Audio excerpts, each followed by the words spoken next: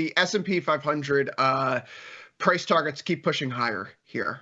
We just had another round of price targets released at the start of this week from Oppenheimer Asset Management, which now takes the cake from Deutsche Bank as the top price target for 2025, 7,100. I also see that Dogecoin market cap has now reached 59 billion, which exceeds the market cap of great institutions like Schlumberger or Bank of New York Mellon, which was founded by Alexander Hamilton.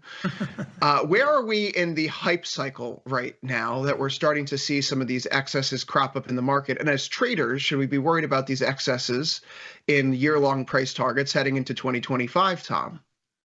I think we're getting close. There's a lot of reasons. There's almost no reason you can give me for a price target to be lower.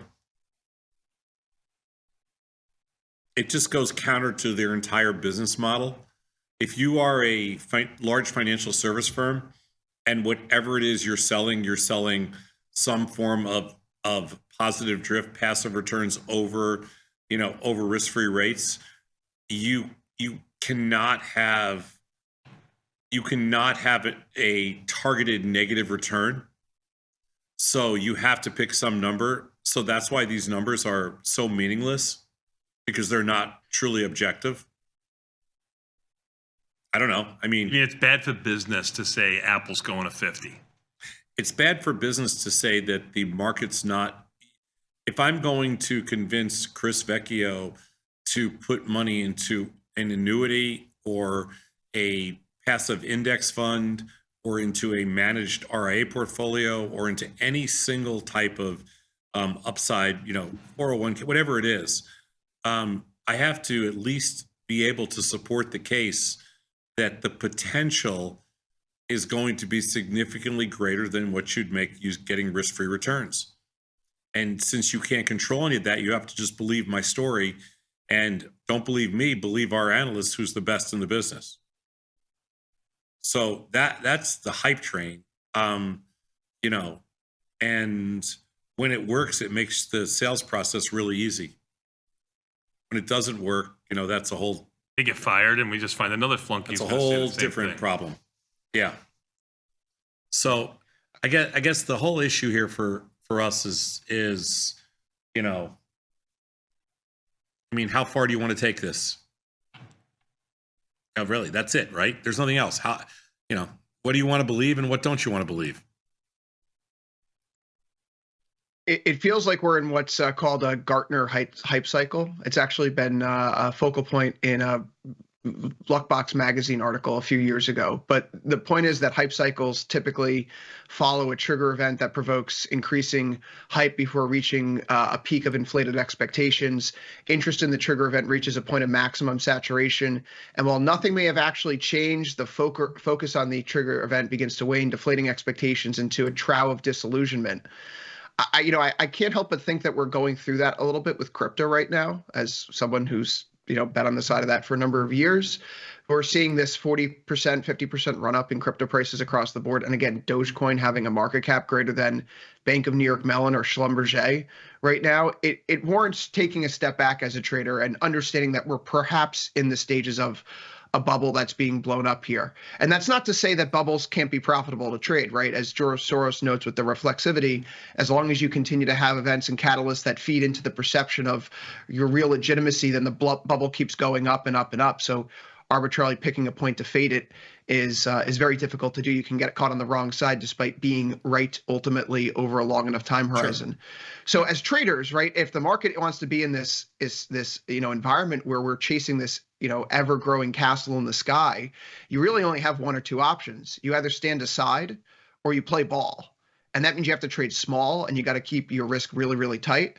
But there are beginning to show some signs in the contours of this market that, again, as we discussed last week, S&P 500 price targets for analysts cumulatively right now are about 11.5% above where they are at the end of this year. That's the largest expectation that we've had for year-ahead price targets in history. Market has never been tilted more bullish from that perspective, and you're beginning to see some signs of excesses appear around the world. Yeah, and also markets tend not to do very good under Republican presidents, I mean, historically. So you have that challenge coming up, and we'll see. I think that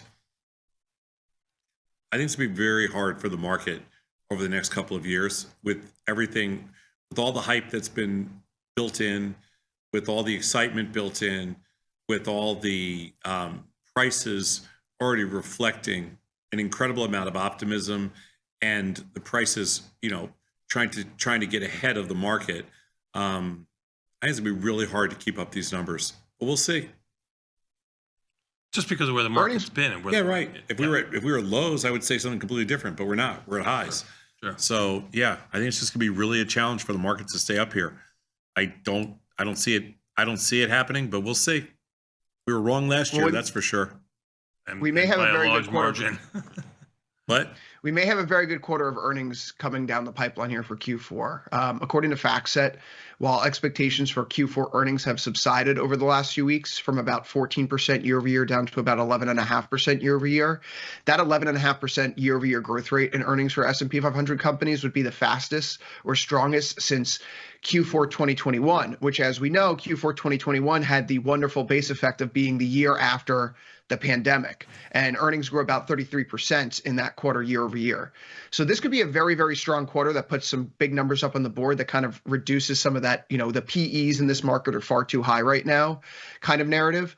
But we have to understand where we are. And as traders operating on a 45 and 21 day out, we can't really take these 7,100 price targets into serious consideration. That's well beyond our scope of application for any strategies we're using on a day-to-day basis. But seeing these types of comments made, right? They are some of the signposts that you see on the way to, we'll call it Bubble Town.